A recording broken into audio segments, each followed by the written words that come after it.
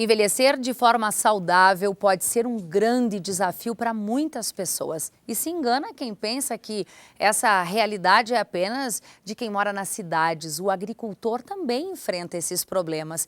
E fazer um levantamento da relação do trabalho com os processos de viver e de envelhecer é a proposta de um projeto de pesquisa aqui da UPF. E esse assunto vai ser tema do programa Universidade Aberta, que vai ao ar toda segunda-feira aqui pela UPF TV, às 8h30 da noite.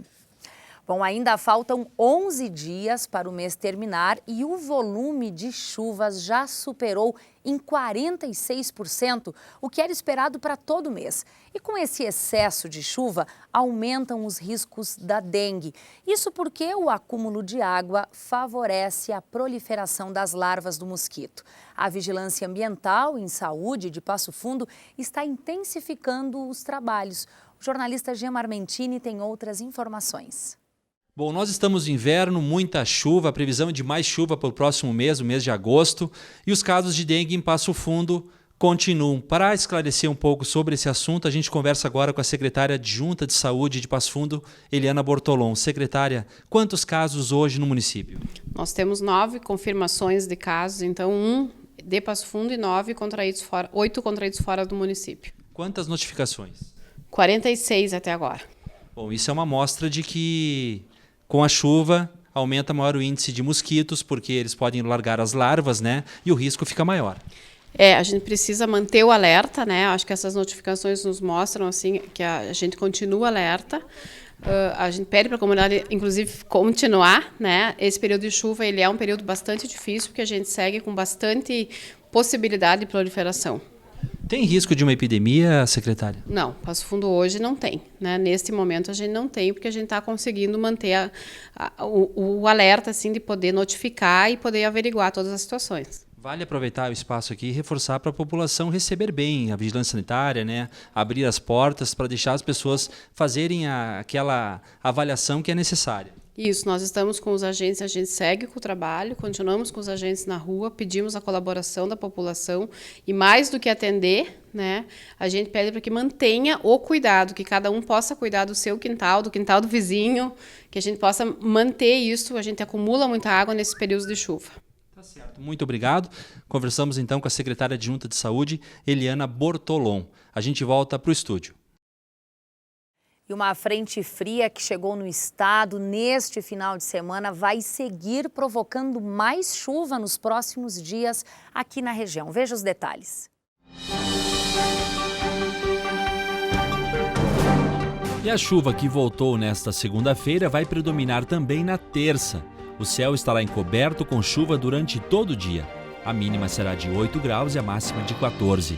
Já na quarta-feira, previsão de tempo estável, sem chuva. A mínima será de 5 graus e a máxima não passa de 14.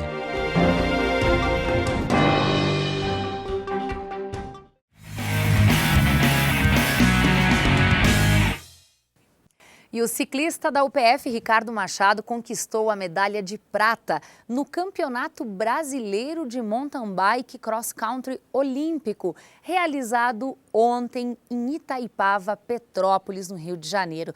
Já Luana Machado, filha de Ricardo, atleta também apoiada aqui pela UPF, teve problemas mecânicos e aí ficou em 7º lugar. A competição reuniu os melhores ciclistas do Brasil. E o Futebol Clube Marau é campeão da 2ª divisão do Campeonato Gaúcho de 2015. O título foi conquistado neste domingo, depois da vitória por 2-0 sobre o Guarani de Bagé, no estádio Carlos Renato Beber, em Marau. Bom, com esse título, o Futebol Clube Marau vai disputar a divisão de acesso do Campeonato Gaúcho no ano que vem.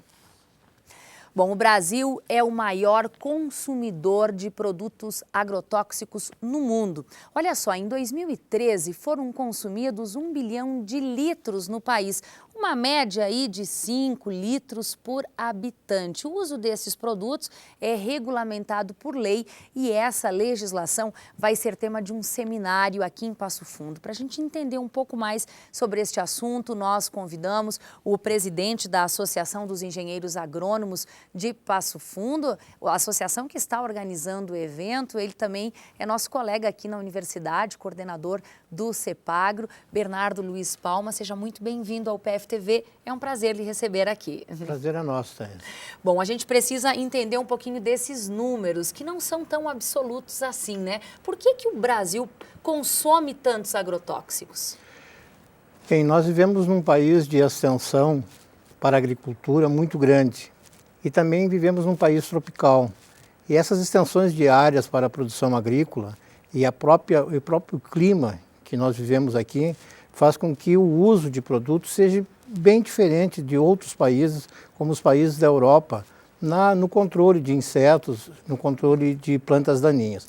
O desenvolvimento lá de insetos, de pragas, com certeza é diferente de um país onde nós temos um clima tropical, né, e grandes extensões de áreas cultivadas com a mesma cultura. Ou seja, a quantidade que se aplica nessas produções, ela está de acordo com a área plantada, por exemplo, no país e com o clima que nós temos? Toda a recomendação, toda a aplicação de produtos químicos, ela depende de uma recomendação de um profissional.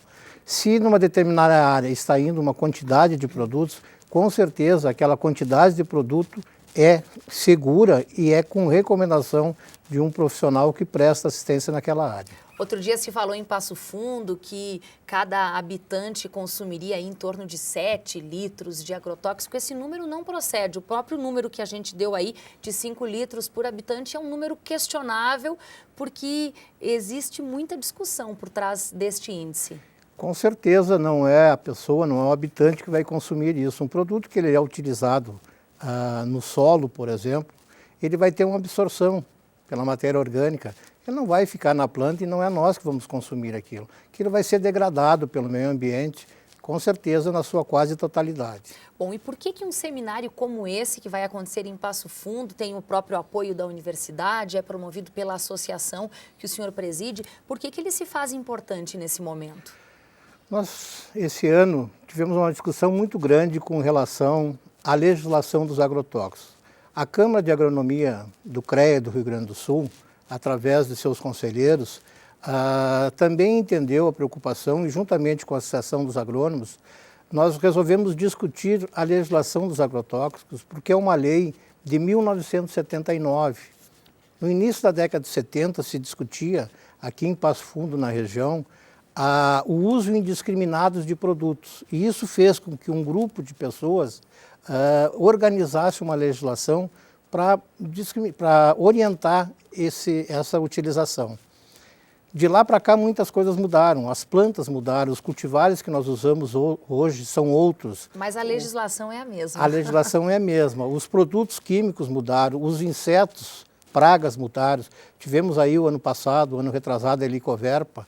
As plantas daninhas criaram resistência. Então tudo isso faz com que haja uma necessidade da adequação dessa legislação da década de 70. Bom, o evento acontece no dia 24 de julho, nesta semana, na Embrapa, e ele é voltado para qual público?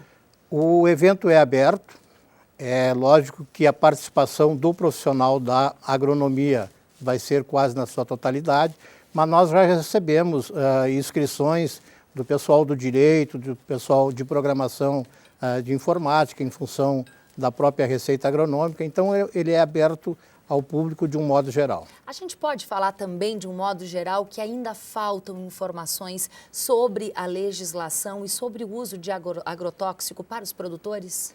Eu acho que não. Eu acho que o produtor hoje ele tem, através da assistência, que é bastante ampla, principalmente aqui no Rio Grande do Sul, ele tem o conhecimento e ele detém informações para a utilização de produtos com segurança. Tá certo. Muito obrigada pelas informações e sucesso no evento. Muito obrigado, Thaís.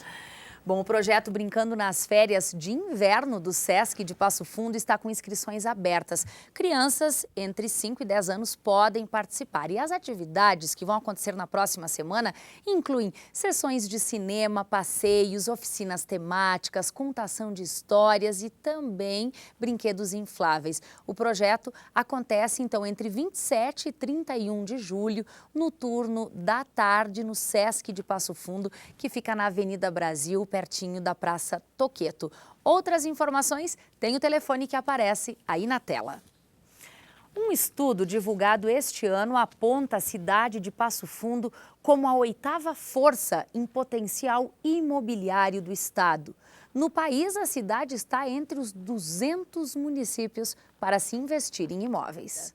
E essa característica se deve ao fato do município ser um polo de serviços em áreas como educação, saúde, aliado a uma indústria da construção consolidada. E em dias em que muito se fala em crise, recessão, retração, onde o cenário é negativo para alguns setores, para outros está aquecido e atraindo investidores. Se para alguns setores o momento é de pisar no freio e esperar para o que vai acontecer, para o setor da construção civil a situação é diferente. A hora é de investir e mostrar produtos. Isso porque o setor vem aquecido nos últimos 10 anos.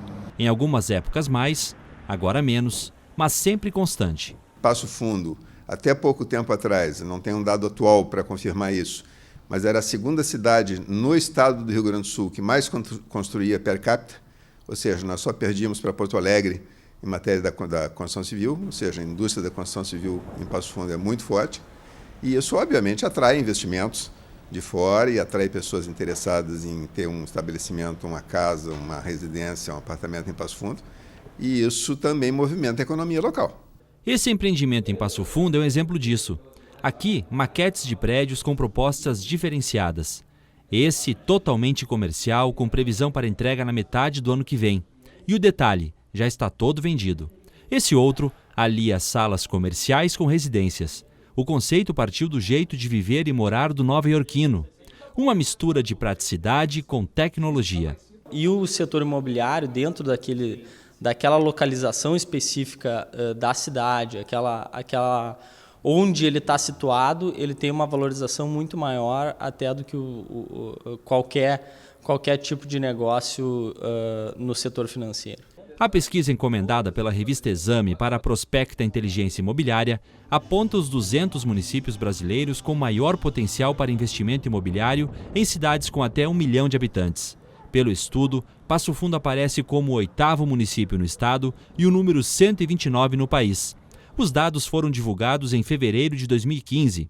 De acordo com o Sinduscon de Passo Fundo, são números que mostram o diferencial da cidade e da região. Temos um fator muito importante que eu diria que é a agricultura. O agronegócio aqui nessa região é muito importante e faz com que circule uma quantia muito grande de dinheiro em função, principalmente dos últimos anos, das safras, boas safras que nós tivemos. De acordo com Plínio, a demanda por moradia ainda é grande no Brasil. Estima-se que o déficit habitacional esteja próximo de 10 milhões de unidades. Isso vai continuar sendo, as pessoas vão continuar casando, tendo filhos e necessitando de novas moradias.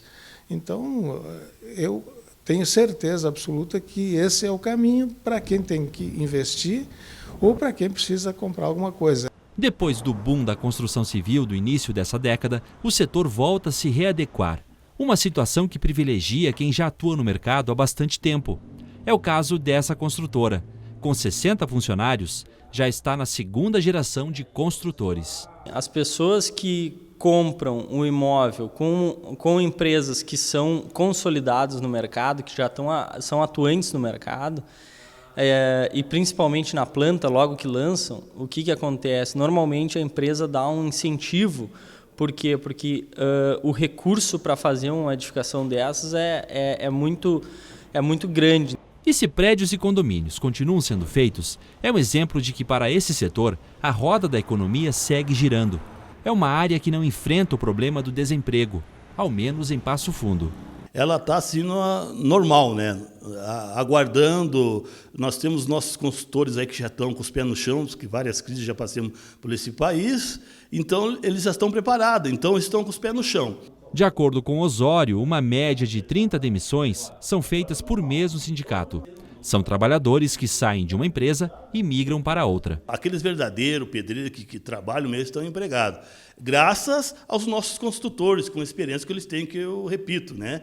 Então, graças a eles, nós temos nosso emprego. O indicador da pesquisa feita pela revista Exame abordou pontos como renda, déficit imobiliário, geração e distribuição de riqueza, emprego, pessoas economicamente ativas e com domicílios quitados.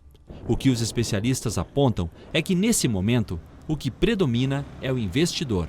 Não que não haja dinheiro, nós sentimos que, na verdade, existe um medo das pessoas de que o que é que pode acontecer, o que é que vão fazer, e isso acaba implicando num aumento de uma recessão que, sim, existe, mas, ao nosso ver, não é tão grave como é propalado. Acredito que dentro desse meio, você aportar um dinheiro lá no começo para conseguir o retorno no final, ele é um investimento bastante atraente e você está, né, investindo num bem, você vai ver ele depois. Tem muita gente que tem dinheiro, que não sabe o que fazer com o dinheiro e quer investir em alguma coisa. Imóvel é o melhor negócio para investimento.